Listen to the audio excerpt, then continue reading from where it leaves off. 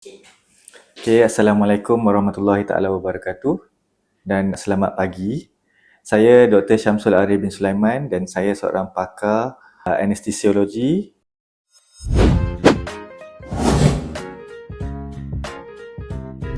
Untuk hari ini, saya akan membincangkan mengenai pharmacological treatment ataupun ubatan yang boleh digunakan untuk merawat atau mengurangkan kesakitan. Okey, sebelum saya mula, saya akan bercerita dulu mengenai 3 jenis penyebab ataupun panggil patologi untuk kesakitan ni. So, yang first kita ada sakit nociceptive. Nociceptive ni maksudnya sakit yang disebabkan oleh kerosakan pada tisu ataupun yang boleh menyebabkan kerosakan pada tisu. So, ini yang kita dalam kategori pertama lah, kita panggil sakit nociceptive. Sakit patologi kesakitan nombor 2 adalah kita panggil sakit neuropatik ataupun kesakitan saraf lah. Yang ini biasanya disebabkan oleh kecederaan ataupun apa-apa yang boleh menyebabkan saraf rosak lah, macam himpitan ataupun setengah penyakit yang boleh menyebabkan kerosakan pada saraf lah. Yang contoh yang kita ada macam multiple sclerosis, stroke, Guillain-Barré syndrome dan sebagainya. And then yang terbaru patologi dia adalah kita panggil nociplastic pain ataupun sakit ini disebabkan oleh altered neuromodulation ataupun signal tu dah berubah secara penyakit lah, sejenis penyakit. Dan nociplastic ni beza dengan nociceptive yang first iaitu kerosakan tisu. Neuropatik disebabkan kerosakan saraf adalah dia tak ada, bila buat scan ataupun bila buat test tak nampak dia punya kerosakan tu. So ini dalam kategori nociplastic pain. Okay? Contoh mudah untuk nociplastic pain ni adalah kalau macam widespread body pain lah, fibromyalgia, ataupun kalau migraine, kalau headache adalah contoh migraine dengan atau tension headache, tension type headache. Okay, so untuk rawatan kesakitan perlu merawat berdasarkan jenis patologi kesakitan yang pasien alami lah. So kalau macam pasien ada kerosakan tisu, contohnya patah tangan, luka, so kena bagi rawatan dari segi ubat yang boleh merawat kesakitan nociceptive. Contoh yang ada, kita boleh dibagikan kepada 3 jenis. Okay? So pertama kita panggil simple analgesic. Contoh dalam simple analgesic ni adalah yang paling common lah, iaitu Panadol lah, paracetamol. Okay, so ini boleh mengurangkan keradangan yang disebabkan oleh kerosakan tisu. Nombor 2 adalah untuk nociceptive pain ni kita panggil biasanya grup 2 adalah dalam grup NSAID ataupun non-steroidal anti-inflammatory drug. Okay, contoh yang ada banyaklah macam Voltaren atau Diclofenac, okay?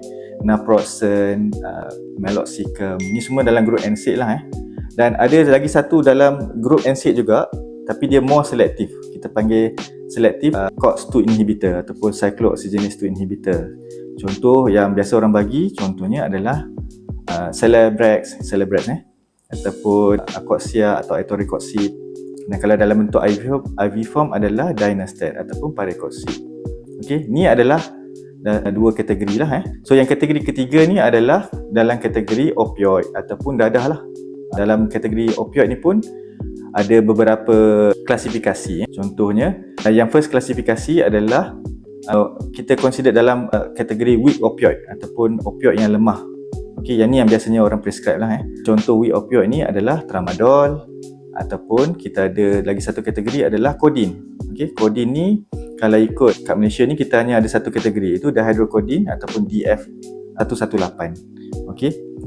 Untuk kategori kedua dalam opioid kita panggil strong opioid. Okay? Strong opioid adalah dadah yang kuat lah. Contoh dadah kuat ni contohnya morfin ataupun fentanyl, okay? Ataupun oxycodone. Okay?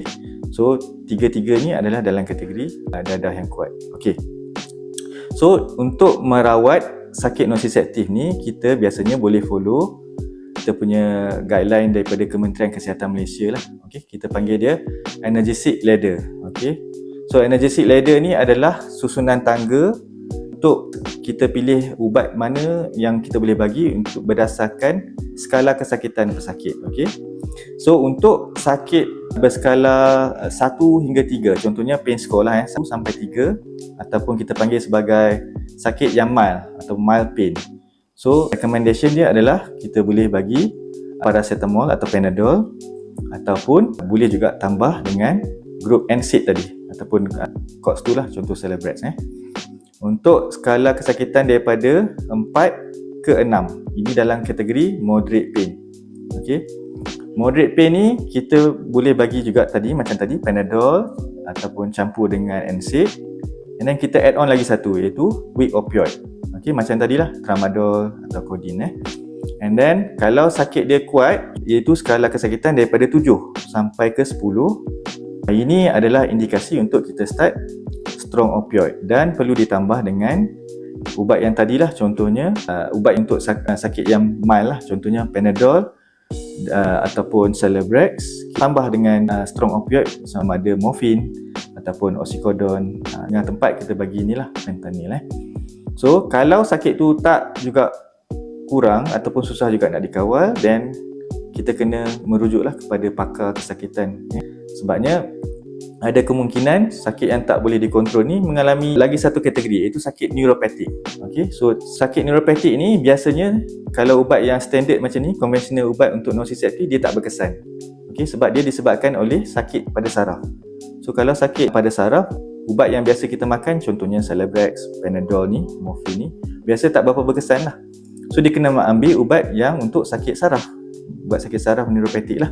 Contoh yang kita ada adalah, ada beberapa kategori lah. Satu adalah kita panggil anticonvulsant, iaitu yang biasa kita bagi adalah gabapentin, atau lagi satu grup dia adalah pregabalin atau Lyrica. Kalau orang sungkasan, Lyrica ni sebenarnya adalah pregabalin. Okey, dalam kategori kedua yang berkesan untuk neuropathic pain atau sakit saraf ni adalah tricyclic antidepressant, untuk ubat untuk depression lah, symptom depression. Okey. So contoh tricyclic antidepressant ni adalah ubat seperti amitriptyline. Amitriptyline ataupun nortriptyline pun boleh. Okey. Kategori lain dalam major depression punya ubat, contohnya duloxetine. Okey, itu dalam kategori SNRI lah, serotonin noradrenaline receptor intake inhibitor. Okey. So lagi ubat yang boleh merawat sakit saraf ni adalah ubat lain lah, contohnya alpha 2 agonist, contohnya clonidine. Okey, ataupun NMDA receptor antagonist, contohnya ketamin. Okey, ni adalah ubat yang berkesan untuk merawat sakit saraf lah. Okey, so untuk sakit saraf ni kemungkinan besar semua orang perlu merujuk kepada pakar kesakitan lah, untuk kita tahu betulkah ini sakit disebabkan sakit saraf dan mana ubat yang berkesan. Sebabnya setiap ubat yang saya sebutkan tadi bukan tak ada side effect, dia memang ada side effect. So dia perlu diprescribe secara teliti dan mengikut pesakit lah. Okay? Dan dos dia berbeza-beza sebenarnya. Okay? So ada, kalau starting dengan orang tua, kita akan start dengan low dose lah, macam biasalah. Sebabnya bila semakin meningkat usia, kita punya hati, kita punya buah pinggang semua dah start merosot. Okay? So ubat tu akan berkesan lagi lama kemungkinan, dan side effect pun lagi banyak. So sebab tu setiap pesakit yang mendapat ubat tahan sakit ataupun ubat untuk rawatan kesakitan ni perlu kita panggil patient centered, ataupun mengikut keadaan pesakit dan pesakit punya ni lah, preference lah. Sekian, terima kasih.